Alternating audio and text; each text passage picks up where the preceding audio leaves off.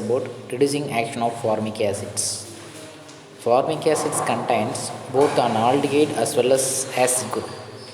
Formic acid means that HC double bond O bond OH. This is formic acids. The box circle, this is the aldehyde group. HCOOH, HCO ங்கிறது aldehyde group. இதே பாருங்க இந்த இருக்கு பாருங்க HCOH ங்கிறது acid group.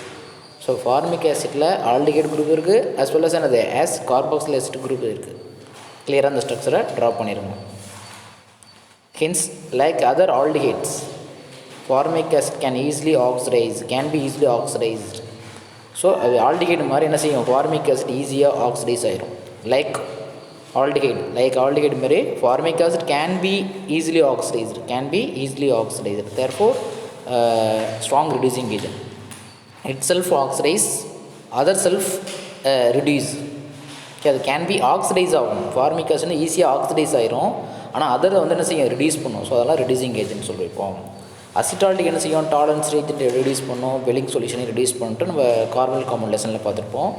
So அதெல்லாம் இங்கே இதுலேயும் ஆல்டிஹைட் குரூப் இருக்கிறதால ஃபார்மிக் ஆசிட்லேயும் சிஹெச்ஓ குரூப் இருக்கிறதால ஃபார்மிக் ஆசிட் என்ன செய்யும் reduce the Tollens reagent, formic acid reduce the Fehling solution. Why formic acid reduce the Tollens reagent and Fehling solution why அப்படின்னு கேட்டால் formic acid contains aldehyde group. But other acid பார்த்திங்கன்னா பாருங்கள் CH3 acetic acid CH3 C double bond OH இதில் வந்து என்ன கிடையாது aldehyde குரூப்பே இருக்காது. மற்ற எந்த ஒரு ஆசிட்டும் டாலரன்ஸ் ரீஜன்லையும் வெல்லிங் சொல்யூஷனையும் ரெடியூஸ் பண்ணாது. Okay, why அப்படின்னு கேட்டால் formic acid only reduce the tolerance region and Belling solution because of contains HCHO aldehyde groups. Other acid doesn't contain aldehyde groups. Okay, are you listen? Yeah, listen பண்ணிங்க. So அதில் formic acid என்ன செய்யும் it's formic acid can be easily oxidise. So therefore act as a strong reducing agents. Examples: formic acid reduce the tolerance region means that ammoniacal silver nitrate solution. So this is tolerance region Ag plus OH minus 3OH minus solution. That's tolerance regions. So formic acid is a reducing agents. The tolerance region mild oxidizing agents. So formic acid oxidize பண்ணும் என்ன மாறும் H2O CO2 form ஆயிரும், CO3 மாறிடும், O போய் சேர்ந்தா CO3 மாறும், CO3 2 minus, that is carbonate ions, and water 2H2O oxidize ஆயிரும். Formic acid can be oxidized by tolerance reagent. But formic acid reduce the tolerance reagent. Ag plus Ag reduce பண்ணும். Formic acid reduce the tolerance reagent into metallic silver, I mean silver mirror form. Formic acid வந்து tolerance reagent reduce பண்ணுது. என்ன reduce பண்ணுது? Ag reduce பண்ணுது. Do you understand? So கிளியராக அந்த equations நம்ம நீட்டாக எழுதி தெரிஞ்சிருக்கணும். ஸோ HCOங்கிறத COO ஒரு ஓ சேர்ந்தால் COO ஆயிரும். அதான் CO3 2 மைனஸ் ஆயிடுச்சு. Can be oxidise, formic acid can be oxidise into carbonate. Formic acid reduce the Ag plus into Ag. So ரெண்டு கான்செப்ட் நடந்திருக்கும். அதேமாதிரி சேம் ஃபில்லிங் சொல்யூஷன் அப்படின்னா ஃபில்லிங் சொல்யூஷன் மீன்ஸ் ப்ளூ கலராக இருக்கும். இது சில்வர் மிரர் ஃபார்ம் ஆகிருக்கும். Willing solution blue கலராக இருக்கும். அது அந்த formic acid reduce the Fehling solution blue கலராக கிடையாது ரெட் கலராக மாற்றக்கூடியது. ரெட் ப்ரெசிபிடேட் குப்ரஸ் ஆக்சைடாக ப்ரெசிபிட் பண்ணும். இங்கே காப்பர் 2+ இருக்கும். இதில் வந்து காப்பர் ப்ளஸ்னால் குப்ரஸ்ஸு, காப்பர் 2+னால் குப்ரிக்கு. இந்த பெல்லிங் சொல்யூஷனுங்கிறது ரெண்டு தான் பெல்லிங் சொல்யூஷன். என்ன கலர்னால் ப்ளூ கலராக இருக்கும். இந்த ஃபார்மிக் ஆசிட் பெல்லிங் சொல்யூஷன் ரெடியூஸ் பண்ணிவிட்டு ரெட் ப்ரெசிபிட்டாக கன்வெர்ட் பண்ணக்கூடியது. ஸோ இது சேமாக தான் இருக்கும். இட் செல்ஃப் ஆக்சிடைஸ் ஆகிட்டு கார்பன் டை ஆக்சைடு இதில் எங்கே என்ன பண்ணுறோம் அதேமாரி தான். ஆனால் இதுவும் மைல்டு ஆக்சிடிங் ஏஜென்ட் தான். டாலரன்ஸ் ரீஜன் மைல்டு ஆக்சிடிங் ஏஜென்ட் தான். பெல்லிங் சொல்யூஷன் மைல்டு ஆக்சிடைஸ் தான். ஸோ இந்த டாலரன்ஸ் ரீஜன் பெல்லிங் சொல்யூஷன் என்ன செய்யணும்னா ஃபார்மிக் ஆசிட் ஆக்சிடைஸ் பண்ணணும். என்ன ஆக்சிடைஸ் பண்ணால் CO3 2 மைனஸாகவும் வாட்டராகவும் எலிமினேட் பண்ணிடுவாங்க. ஸோ இப்போ ஃபார்மிக் ஆசிட் தான் காப்பர் 2+ என்னது குப்ரஸ் ஆக்சைடாக ரெட் ப்ரெசிபிட்டாக ரெடியூஸ் பண்ணுது. ஸோ ஒரு கொஸ்டின் கேட்பாங்க why formic acid reduce the Tollens reagent Fehling solution but acetic acid doesn't reduce Tollens and Fehling solution because அப்படின்னு கேட்டாங்கன்னா because of formic acid it contains aldehyde groups, acetic acid doesn't contain aldehyde groups. So ரெண்டு ஈக்குவேஷனையும் எழுதிருக்கணும். 5 mark question கேட்டால் அது எல்லாத்தையும் எழுதிருங்க. So next one test for carboxylic acid. Test for carboxylic acid groups in aqueous solution of carboxylic acid. ஏன்னா water கலந்த carboxylic acid அது என்ன சொன்னால் அதில் வந்து லிட்மஸ் பேப்பர் பார்த்திங்கன்னா சேஞ்ச் ஆகும். என்ன கலர்னா ப்ளூ லிட்மஸ் டு ரெட் லிட்மஸாக சேஞ்ச் ஆகும். அந்த அக்யூஸ் கார்பாக்சிலிக் ஆசிட்டில் நம்ம லிட்மஸ் பேப்பரை டிப் பண்ணும்பொழுது அதோட ப்ளூ கலர் என்ன செய்யும் ரெட் கலராக சேஞ்ச் ஆகும். இதே பேசிக்காக இருந்தால் ரெட்லேருந்து ப்ளூக்கு சேஞ்ச் ஆகும். இது ஒரு acetic solution. So 10th standard படிச்சுப்பீங்க. Carboxylic acid gives brisk effervescence, அதான் நுரைத்து பொங்குது. எப்போ sodium bicarbonate or sodium carbonate add பண்ணிங்கன்னா பிரிஸ்க் எஃப்ளோரன்ஸ் வரும். Due to evolution of carbon tie ஆக்சைடு. இந்த ரியாக்ஷனோட வெளியே பார்த்துருப்போம். கார்பாக்சிலிக் ஆசிட்டை NaHCO3 that is sodium bicarbonate இல்லை சோடியம் கார்பனேட் CO2 ரிலீஸ் ஆகும். அந்த CO2 ரிலீஸ் தான் நமக்கு என்ன தெரியும், பிரிஸ்க் எஃப்ளோரசன்சி முக்கியமான காரணம். கார்பாக்சிலிக் ஆசிடைய டெஸ்ட் ஃபார் கார்பாக்சிலிக் ஆசிட் உள்ள படிச்சிருப்போம். Carboxylic acid gives brisk efflorescence with sodium bicarbonate இல்லை sodium carbonate or sodium bicarbonate brisk efflorescence வருது. அங்கே என்ன செய்யுது, என்ன மீனிங் எடுத்தோம், release of carbon di oxide. when carboxylic acid is warmed with alcohol, what happen, carboxylic acid ஆல்கஹாலை சேர்த்து warm பண்ண என்ன ஃபார்ம் ஆகும், in presence of convexed so to form ester form ஆகும். ester which is detected by the fruity odors. அந்த ester smell எப்படி இருக்கும், Frooti smell இருக்கும். So அதில் ஈஸியாக நம்ம டிடெக்ட் பண்ண முடியும். எஸ்டர்ங்கிறது fruity smells. Carboxylic acid warmed with alcohol in presence of convexed four to form ester which is detected by the fruity odors. Next acidity of carboxylic acid. Carboxylic acid acidity பார்த்திங்கன்னா நமக்கு தெரியும். Carboxylic acid undergo ionization means that RCOO minus பிரியும், H plus பிரியுது பாருங்கள், இது ionization சொல்லக்கூடியது. Produce H plus and carboxylate ions which is carboxylate ion, this is carboxylate ions. Minus இருக்குல்லையே அதான் carboxylate ions. H ப்ளஸ்ங்கிறது ப்ரோட்டான் ப்ரொடியூஸ் பண்ணுது. அயனைசேஷனாக பிரிஞ்சு இன் அக்யூஸ் சொல்யூஷனில் வாட்டரில் எடுத்து போட்டது தான். Carboxylate ions the carboxylate is stabilized by resonance which make the carboxylate acid is donate the proton easily. The carboxylate ions easily stabilized by resonance, so which make the carboxylic acid is donate the proton easily. அப்போ carboxylate என்ன செய்யணும்னா H ப்ளஸை ஈஸியாக கொடுத்துருது. ஏன்னா அந்த carboxylate ions resonance பண்ணுவாங்க. What is mean resonance mean that resonance of structure of carboxylate ions. கார்பாக்சிலேட்னா இதில் இருக்கும் R C double bond O minus இந்த minus means lone pair. Listen பண்ணுங்கள், ரெசனன்ஸ் சிம்பிள் பாருங்கள், இதுதான் ரெசனன்ஸ் சிம்பிள்ஸ். மேலே கூட ஈக்குலிபிரியம் சிம்பிள், இது ரெசனன்ஸ் சிம்பிள். இந்த O மைனஸ் வந்து பாண்டாக ஷிஃப்ட் ஆகும், பை பாண்டாக ஷிஃப்ட் ஆகும். ஸோ இந்த பை பாண்ட் வந்து லோன் பேராக மாறும். R C O minus double bond O, that is resonance form சொல்லக்கூடிய. வாட் இஸ் ரெசனன்ஸ் அப்படின்னா லோன் பேர் பை பாண்டாக மாறணும், பை பாண்ட் வந்து லோன் பேராக மாறும். அடுத்தடுத்து காஞ்சிகேட்டடாக இருக்கும், ஸோ ஆல்டர்னேட்டிவ் இருக்கக்கூடாது. ஸோ இங்கே இருக்கக்கூடிய இந்த மைனஸ் தான் லோன் பேர், அது பை பாண்டாக மாறும். ஸோ அடுத்து இருக்கக்கூடிய பை பாண்டு லோன் பேராக மாறும். அடுத்து நெக்ஸ்ட்டு ஜம்ப்லாம் பண்ணக்கூடாது, நெக்ஸ்ட் உடனே ஜம்ப் ஆயிடும். ஸோ இந்த O மைனஸ் வந்து டபுள் பாண்டாக மாறும், இந்த டபுள் பாண்ட் வந்து O மைனஸாக மாறுது. That is resonance. Okay, this is resonance symbols. அது ஜென்ரலாக என்ன செய்கிறாங்க, இது ஒரு ஜென்ரல் ஃபார்ம் போட்டோம், கெனானிக்கல் ஃபார்ம் சொல்லக்கூடியது. ஸோ டாட் வச்சு ஜென்ரலாக C மேலே ப்ளஸ் வச்சுட்டாங்க. ஸோ இதுமாரி ரெசனன்ஸில் பார்ட்டிசிபேட் பண்ணுறதுல the strength of carboxylic acid can be expressed by terms of dissociation constant. அப்போ dissociation constant வந்து நம்ம என்ன செய்யலாம், கார்பாக்சிலோட ஸ்ட்ரென்த் என்ன எப்படி வந்து எக்ஸ்பிரஸ் பண்ணுறோம்னா dissociation constant வச்சு Ka வச்சு. how to calculate the Ka, ஒரு ஆசிட் எடுத்து வாட்டரில் போகிறோம், வாட்டர் அப்போ அது RCO minus H plus in water, அதான் ஹைட்ரோனியம் அயன் ப்ரொடியூஸ் பண்ணும். Ka equal to concentration of product, இதுதான் product, concentration of product divided by concentration of the reactant. வாட்டருங்கிறது சால்வெண்ட் யூஸ் பண்ணுறோம், அதை நெக்லெக்ட் பண்ணிடலாம், அதை கான்ஸ்டண்ட்டாக நெக்லெக்ட் பண்ணலாம். ப்ராடக்ட் பை ஆசிட் எடுத்து வாட்டரில் போட்டோன்னே H ப்ளஸை ப்ரொடியூஸ் பண்ணோம், இன் வாட்டரில் RCO மைனஸ் இருக்கும், இது ரெண்டும் ப்ராடக்ட்டு. கீழே ரியாக்டன்ட்டு கான்சன்ட்ரேஷன் எழுதுறோம், இதுதான் Ka இது ஈக்குலிபிரியம் கான்ஸ்டன்ட் சொல்லக்கூடியது. That is equilibrium simple. இப்போ Ka வச்சுக்கிட்டு என்ன செய்யலாம், நம்ம ஆசிடோடைய ஸ்ட்ரென்த்தை எக்ஸ்பிரஸ் பண்ண முடியும். டிசோசியேஷன் கான்ஸ்டன்ட் கிரேட்டராக இருந்துச்சுன்னா acidity constant, the dissociation constant Ka, dissociation constant is called acidity constant சொல்லக்கூடியது.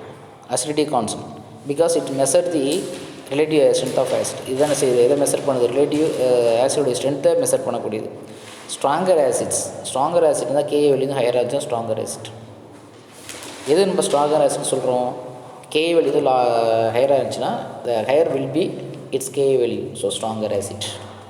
But dissociation constant of acids is can express பண்ணலாம் pK equal to minus log Ka.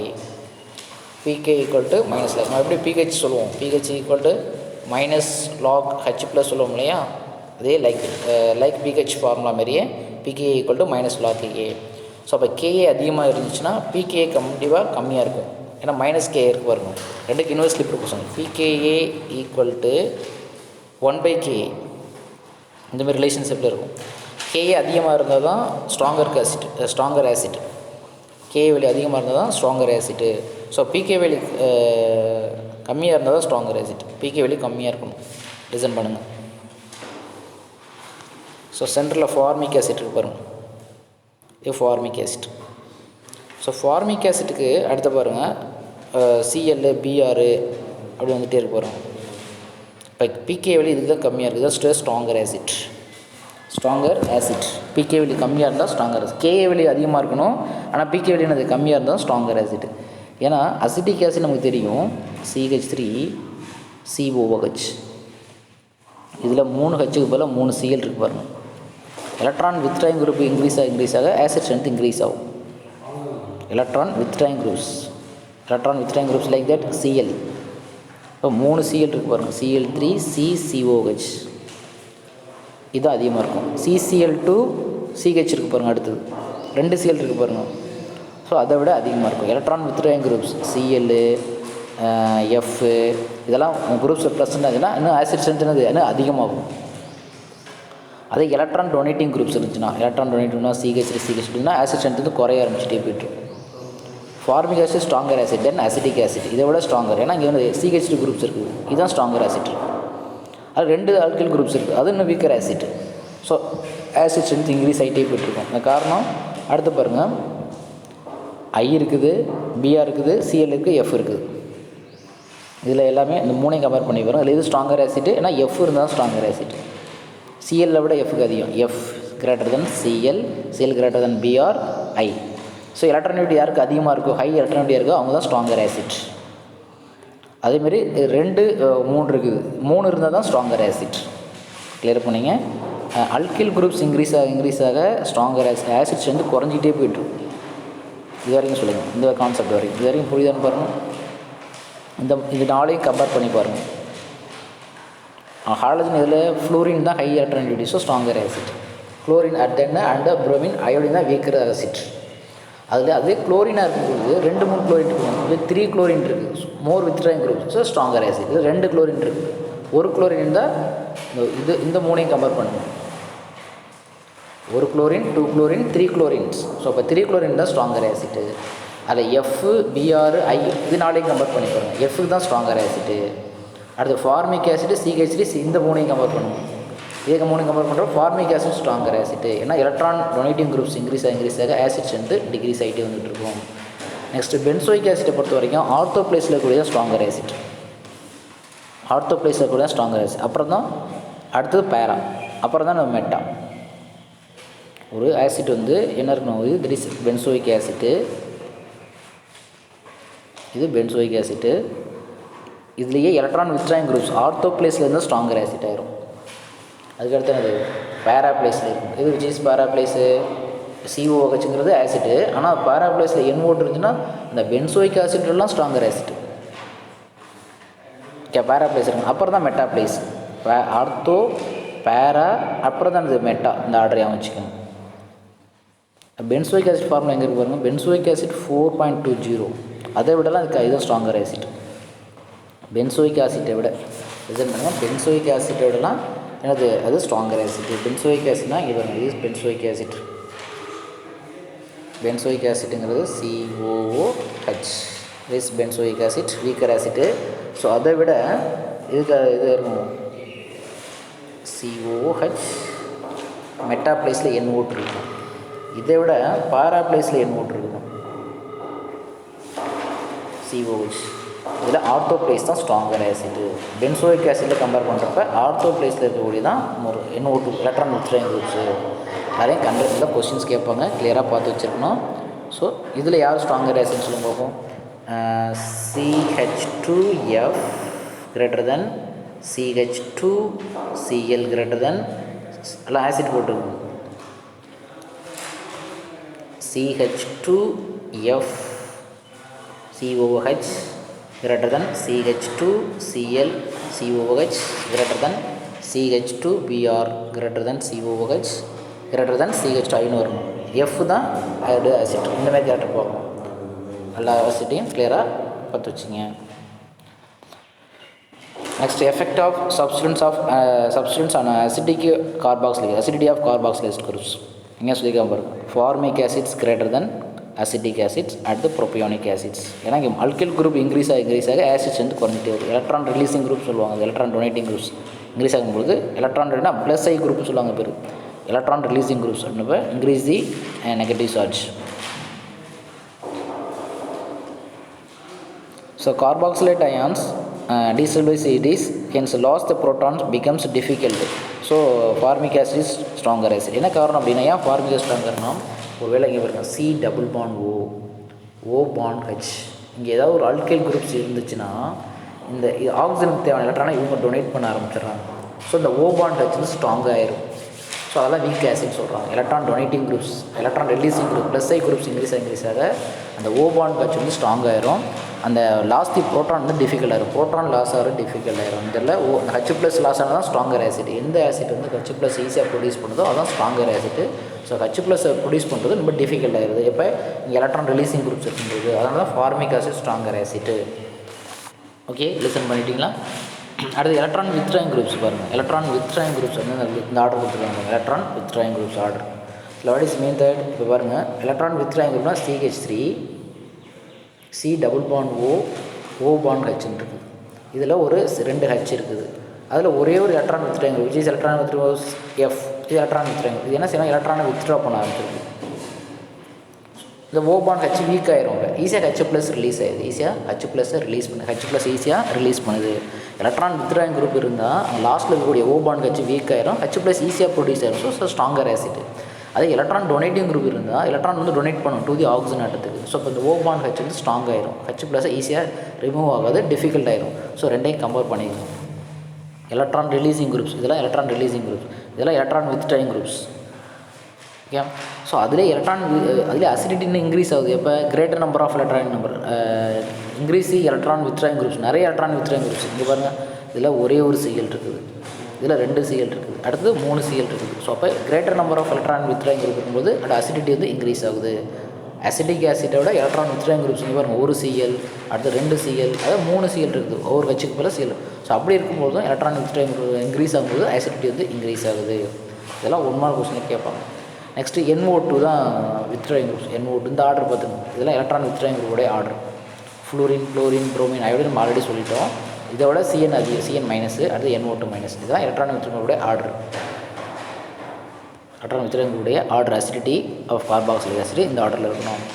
அடுத்து பாருங்கள், relative acid of various organic compounds. Various organic காம்பவுண்ட்னா இங்கே பாருங்கள், ஒரு acid ஆல்கஹாலை விட ஸ்ட்ராங்கர் ஆசிட். ஆல்கஹால்னா மீன்ஸ் அரோமேட்டிக் ஆல்கஹால், ஃபீனால் இருக்கும். ஃபீனாலை விட நார்மல் கார்பாக்சிலிக் ஆசிட் ஸ்ட்ராங்கராக இருக்கும். வாட்டரை விட ஃபீனால் அதிகமாக இருக்கும். இது அலிஃபாட்டிக் ஆல்கஹால், CH3OH சொல்லக்கூடியது. அலிஃபாட்டிக்கலோட வாட்டர் அதிகமாக இருக்கும், வாட்டரோட ஃபீனால் அதிகமாக இருக்கும், ஃபீனாலோட கார்பாக்சிலிக் ஆசிட் அதிகமாக இருக்கும். அடுத்து அலிஃபாட்டிக் ஆல்கஹால் வந்து அசிடிலோட அதிகமாக இருக்கும். இது எல்லாமே வேரியஸ் காம்பவுண்டுடைய ஆர்டர் தெரிஞ்சு வச்சுக்கணும், வேரியஸ் காம்பவுண்டுடைய ஆர்டர் தெரிஞ்சு வச்சுருக்கணும். ஓகே.